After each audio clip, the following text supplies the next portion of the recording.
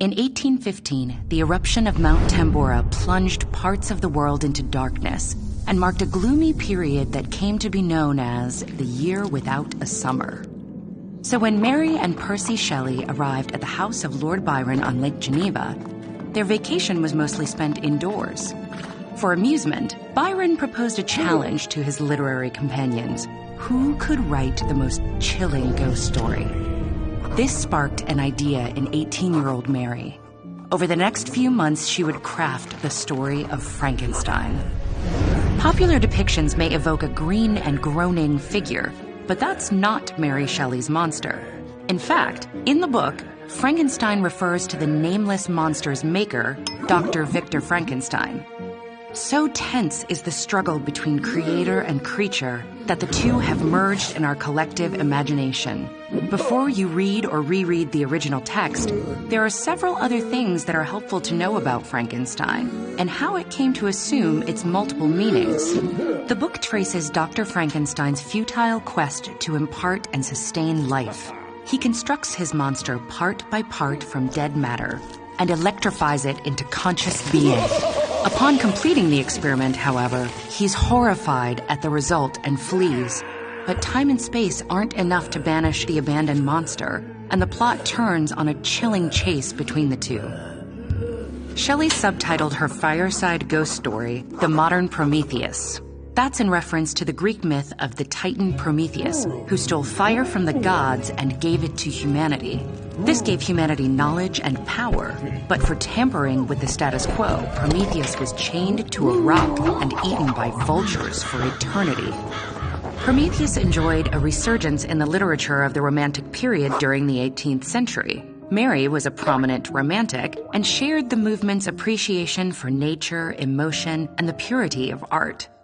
2 years after Mary released Frankenstein, Percy reimagined the plight of Prometheus in his lyrical drama Prometheus Unbound.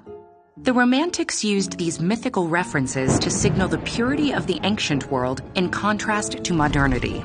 They typically regarded science with suspicion, and Frankenstein is one of the first cautionary tales about artificial intelligence. For Shelley, the terror was not supernatural, but born in a lab. In addition, Gothic devices infuse the text. The Gothic genre is characterized by unease, eerie settings, the grotesque, and the fear of oblivion, all elements that can be seen in Frankenstein. But this horror had roots in personal trauma as well. The text is filled with references to Shelley's own circumstances. Born in 1797, Mary was the child of William Godwin and Mary Wollstonecraft. Both were radical intellectual figures, and her mother's book, A Vindication of the Rights of Women, is a key feminist text. Tragically, she died as a result of complications from Mary's birth. Mary was haunted by her mother's death and later experienced her own problems with childbirth. She became pregnant following her elopement with Percy at 16, but the baby died shortly after birth. Out of 4 more pregnancies, only 1 of their children survived. Some critics have linked this tragedy to the themes explored in Frankenstein. Shelley depicts birth as both creative and destructive, and the monster becomes a disfigured mirror of the natural cycle of life. The monster, therefore, embodies Dr. Frankenstein's corruption of nature in the quest for glory. This constitutes his fatal flaw, or hamartia.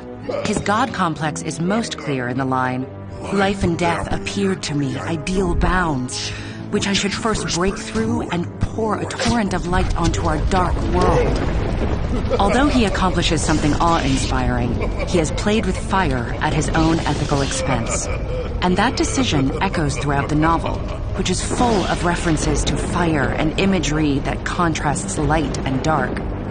These moments suggest not only the spark of Prometheus's fire, but the power of radical ideas to expose darker areas of life.